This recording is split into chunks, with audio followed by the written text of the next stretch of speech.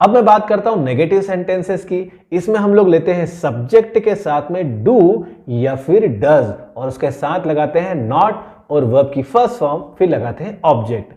याद रखना इसमें डू नॉट डज नॉट आ गया है दोस्तों, यानी डू डज के साथ में नॉट लगा रहा हूं, लेकिन वर्ब की फर्स्ट फॉर्म के बाद अब एस या ईएस नहीं लगेगा। तो जिन गरीबों के साथ में, मेरा मतलब है आई वी यू दे और प्लूरल सब्जेक्ट के साथ में एस या एस नहीं लग रहा था ना, उनके साथ लगेगा डू। और जिनके साथ में ही शी इट नेम और सिंगुलर सब्जेक्ट, इन लोगों के साथ, ये दो अमीर लोग हैं ना, इनके यहां पर एस या ईएस लग रहा था, इनके साथ लगेगा डज। ठीक है, इसके कुछ एग्जांपल मैं आपको बता देता हूं। अच्छा, इसमें हम क्या करते हैं, इसमें हम आदत मना करते हैं। ठीक है ना, अफर्मेटिव सेंटेंस में हमने आदत बताई है कि ये हमारी आदत है, इसमें हम ऐसा नहीं करते हैं, है ना, यानी हम मना करें किसी काम को, भाई साहब हम ऐसा नहीं करते हैं, यानी ये हमारी आदत नहीं है ना, इन काम को हम रिपीट नहीं करते। जैसे कि मैं क्रिकेट नहीं खेलता हूं, वे मुझसे बात नहीं करते हैं, राहुल स्कूल नहीं जाता है, सर अच्छा नहीं पढ़ाते हैं। चलिए इन सेंटेंसेस को इंग्लिश में ट्रांसलेट करते हैं। पहला सेंटेंस है, वह मुझसे बात नहीं करता है। क्या उसने मुझसे एक बार बात नहीं की? नहीं, वो तो करता ही नहीं है, दैट इज उसकी आदत ही नहीं है, या कह सकते हैं रिपीट एक्शन ही नहीं है। तो मैं बोलूंगा ही, वह नहीं करता ना, he does not talk to me. देखो सबसे पहले सब्जेक्ट लगाया ही, डू डज में से लगाया डज, उसके बाद लगाया नॉट, वर्ब की फर्स्ट फॉर्म लगाऊंगा। क्या क्या नहीं करता मुझसे, क्या नहीं करता, टॉक, बात नहीं करता है ना मुझसे। ठीक है, तो he does not talk to me. अब मैं हो गया ना, ऑब्जेक्ट में हो गया, क्योंकि अब मैं करने वाला नहीं हूं, है ना, करने वाला कौन है, सब्जेक्ट कौन है, वो है।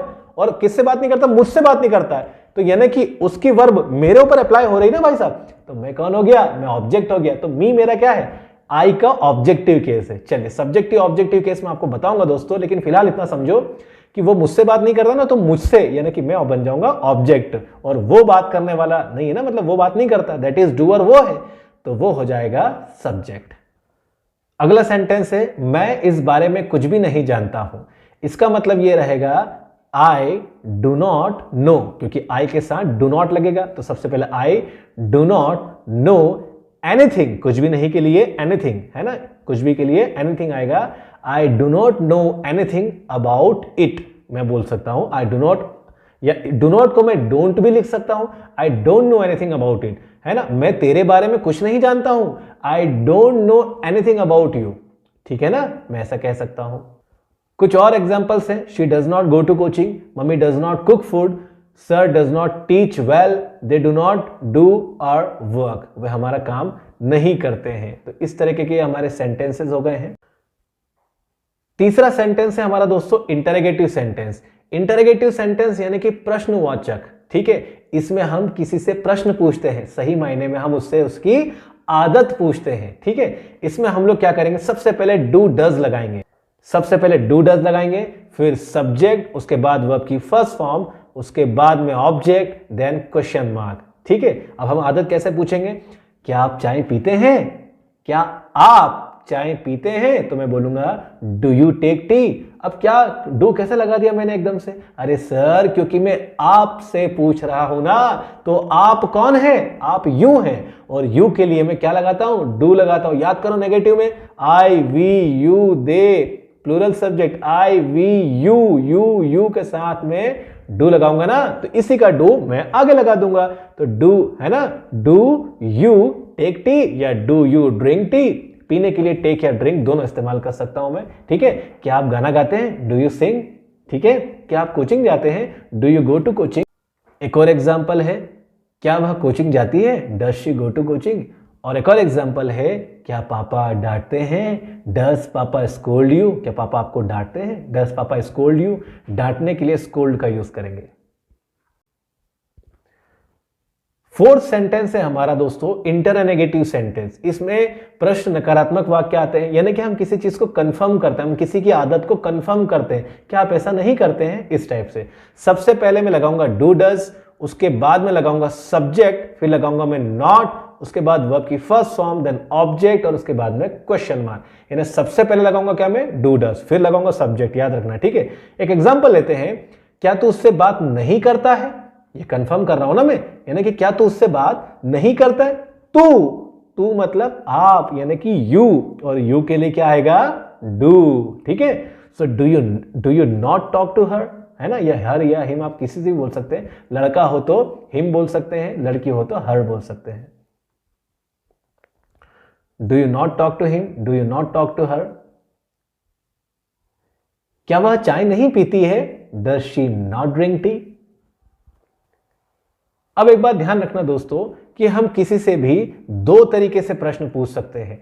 एक तो वो प्रश्न जिनके जवाब हां या नहीं में दिए जाएंगे, तब हम उनके लिए डू या डज लगाएंगे। ऑलराइट, तो याद रखना डू या डज अगर हमसे कोई क्वेश्चन पूछते हैं, that is do you take tea, क्या आप चाय पीते हैं, तो या तो सामने वाला बोलेगा हां या सामने वाला बोलेगा नहीं। ठीक है, लेकिन एक और तरीका है क्वेश्चन पूछने का, वो है WH फैमिली से। WH फैमिली क्या होता है, वे क्वेश्चंस वाले पार्ट जो what, why, where, when, who, how, इनके द्वारा अगर इनके माध्यम से कोई हम प्रश्न पूछते हैं तो सामने वाले को हमें कोई जवाब देना पड़ता है, उसको कुछ ना कुछ एक्सप्लेन करना पड़ता है। जैसे अगर मैंने पूछा कि व्हाट इज योर नेम, तो आप ये थोड़ी ना बोलोगे हाँ, अरे क्या हाँ, नाम बताओ भाई है ना।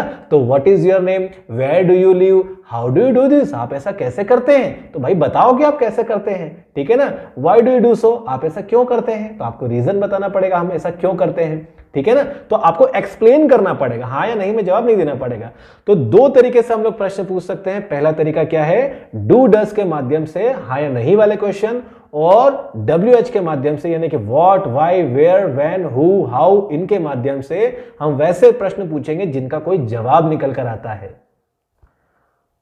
इसका फॉर्मेट क्या रहेगा, सबसे पहले वो WH वाले पार्ट, उसके बाद में डू या डज, उसके बाद में सब्जेक्ट, देन वर्ब की फर्स्ट फॉर्म, उसके बाद में ऑब्जेक्ट और फिर क्वेश्चन मार्क। ठीक है, अब एक एग्जांपल ले लेता हूं मैं दोस्तों कि तुम मंदिर क्यों जाते हो। देखिए अब इसमें रीजन पूछा है कि तुम मंदिर क्यों जाते हो। ठीक है, तो उसे बताना पड़ेगा कि भाई मैं मंदिर इसलिए जाता हूं क्योंकि भगवान के प्रति मेरी आस्था है, मैं आस्तिक हूं, श्रद्धा है ना, मैं महाकाल का भक्त हूं, ऑब्वियसली उज्जैन में रहता हूं तो महाकाल का भक्त हूं इसलिए मैं मंदिर जाता हूं। भाई कुछ ना कुछ तो उसको जवाब देना पड़ेगा ना। तो क्वेश्चन किससे पूछा गया है, तुमसे, कि तुम मंदिर क्यों जाते हो। तो याद करो तुम के लिए क्या आएगा, डू आएगा कि डज आएगा। Yes yes yes yes, do आएगा। तो सबसे पहले तो मैं लगाऊंगा क्यों, इसने बोला ना क्यों जाते हो यानी कारण पूछ रहा है, तो मैं लगाऊंगा पहले व्हाई, उसके बाद लगाऊंगा डू, व्हाई डू यू, हमेशा पूछेंगे ना why do you go to temple. Second example लेते हैं, राहुल कहां रहता है। अब देखो यहां पर किसी का नाम आया है राहुल, तो आप जानते हैं मैंने आपको सेकंड रूल बताया था कि he, she, it, name, name, name या सिंगुलर सब्जेक्ट हो तो डज लगाते हैं। तो राहुल है ना यहां पे, इसलिए मैं लगाऊंगा डज। अब यहां पूछ रहा है ना कहां, तो कहां के लिए सबसे पहले क्या आएगा, WH के लिए वेयर, वेयर डू डज में से डज, वेयर डज सब्जेक्ट कौन है, राहुल, तो वेयर डज राहुल क्या करता है, रहने की बात कर रहे हैं तो live, where does Rahul live, Rahul कहां रहता है।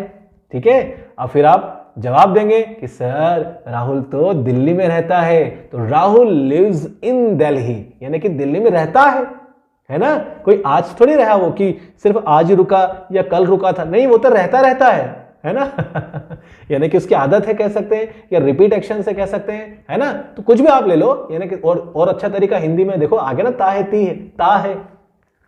तो Rahul lives in Delhi. Alright दोस्तों, आई होप कि आपको अच्छे से समझ में आया होगा, और अगर इन केस कोई दिक्कत आ रही हो ना तो प्लीज आप मुझे बता देना कि कुछ अगर स्पीड वगैरह कोई प्रॉब्लम आ रही हो, कुछ अगर थोड़ा सा टफ अगर आपको लग रहा हो तो आप मुझे कुछ भी बात हो ना दोस्तों तो प्लीज आप मुझे बता दीजिएगा। जब हम इनके नेगेटिव सेंटेंस बनाते हैं तो कुछ नहीं करना हमें, ये WH वाले पार्ट को आगे लेंगे, उसके बाद में डू डज लगाएंगे, फिर सब्जेक्ट लगाएंगे, फिर नॉट लगाएंगे, देन वर्ब की फर्स्ट फॉर्म लगाएंगे, ऑब्जेक्ट लगाएंगे और क्वेश्चन मार्क लगा देंगे। उदाहरण के तौर पर why do you not study, तुम पढ़ाई क्यों नहीं करते हो। ठीक है ना, ये क्वेश्चन मैंने पूछ लिया। व्हाई डू यू नॉट, पापा ऑफिस क्यों नहीं जाते हैं। Why does papa not go to office, why does papa not go to office. ये हो गया एक मेरा तरीका।